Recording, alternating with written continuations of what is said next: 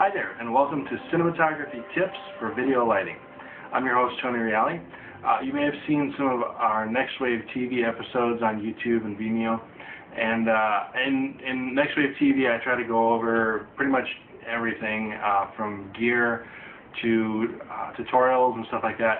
Here, I kind of want to focus just on lighting techniques and basically different ways to capture the look of video and just different ways that you can work with it. So this is just going to be kind of off the top of my mind, things that come up to me.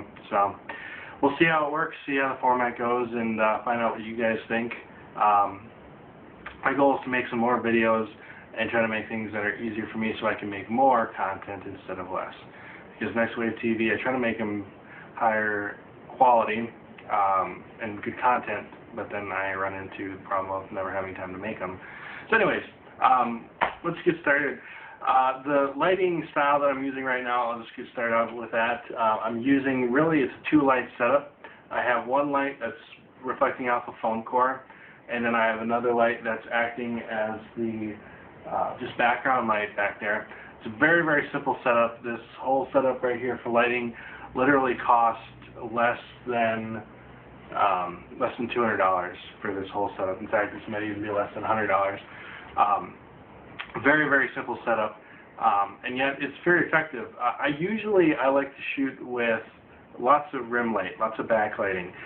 To me, backlighting gives a much more professional look. However, I was just watching this DVD called Cinematography Style, where they've got a collection of over 100 cinematographers from throughout the industry. Some of the leading cinematographers talking about different style. And one thing that I liked is in their interview style, they kind of just had this really large soft light and very little backlighting. I just love the look of it. So I just want to play around with that. I will in future videos probably go back to some backlighting and playing around with techniques, but I just love the simplicity of this.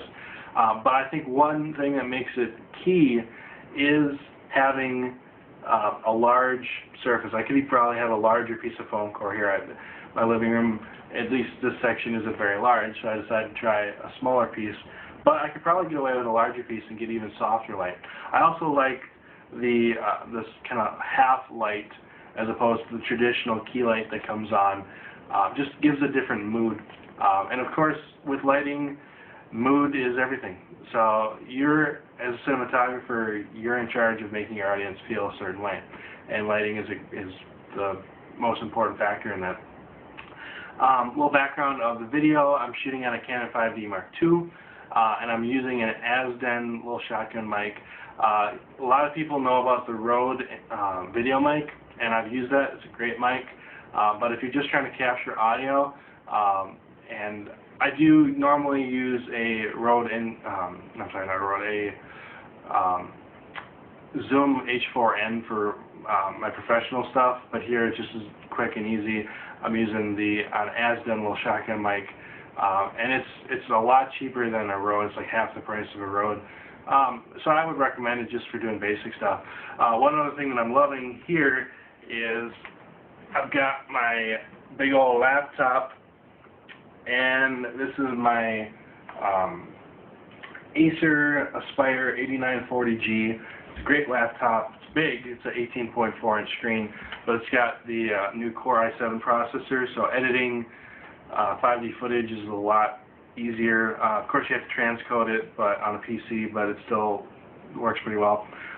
One of the things I love about this is I can literally see what I'm shooting on the screen here. I can set my focus here. I can start recording here instead of having to run over to the camera all the time. And I can literally change the settings here. So I've got I'm set at f4. I'm using the kit lens, the 24 to 105 f4, set at f4, 1/60th shutter speed, and I'm shooting at 800 ISO right now. So I've still got plenty of range if I wanted to boost it up, but I'm just kind of liking the look that I'm getting right here. The other great feature this is using the EOS utility software that's hooked up right to the camera, and what I can do is I can monitor my video footage here, but the LCD screen is still on the camera. Why is that important? Well, when I do my video shoots for a client, and if I'm working, say, with a marketing firm, and the marketing firm wants to watch the video as I'm shooting it, if you plug in an HDMI monitor to this, you're not going to get anything on the LCD screen on the camera. It's just going to blank out and you're only going to see what's on the HDMI monitor. So here, I can look at the LCD screen, so if I'm using the camera, I can use the LCD screen, and here I can actually be letting the client review the footage. The only problem is it's a little choppy. As you can see here, it doesn't keep up exactly the same, but for just reviewing footage and getting things set up, I think it's fantastic, and I don't think you're going to have a client that's going to complain when they are at least able to look at the footage. So, I think that just kind of covers everything. I'm going to keep these fairly simple. If you guys have any questions, feel free to leave them in the comments. I'll go ahead and put a link to, there's a little YouTube clip of cinematography style, but otherwise you can buy it on DVD. It's a fantastic resource. You can find out lots of tips. Just learn what the art of cinematography is. I found a documentary a while back on the art of editing, and it really kind of opens up your eyes to the history of things and just allows you to understand the importance of it. But anyways, thanks for watching, and we'll see you next time.